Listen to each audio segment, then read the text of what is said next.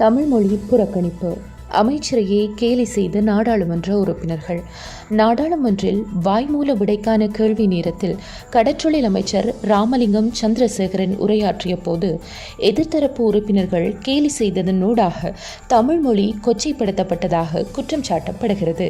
முன்னதாக ஐக்கிய மக்கள் சக்தியின் நாடாளுமன்ற உறுப்பினர் ஹெக்டர் அப்புகாமி முன்வைத்த கேள்விக்கு கடற்றொழில் அமைச்சர் இன்று பதிலளித்தார். அவர் முழுமையான தரவுகளை வெளிப்படுத்திய நிலையில் குறுக்கிட்ட நாடாளுமன்ற உறுப்பினர் ஹெக்டர் அப்புகாமி நீண்ட நேரத்தை எடுத்துக்கொள்ளாமல் தகவல்களை சபையில் முன்வைக்குமாறு கோரினார்.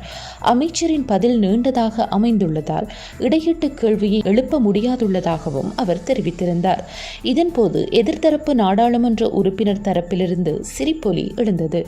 இதனையடுத்து குறுக்கிட்டு கருத்துரைத்த சபை முதல்வர் அமைச்சர் பிமல் ரத்நாயக்க எதிர்த்தரப்பு உறுப்பினர்கள் ஒரு வசனத்தில் பதிலை எதிர்பார்ப்பார்களாயின் அதன்படி பதிலை வழங்க முடியும் என குறிப்பிட்டார்.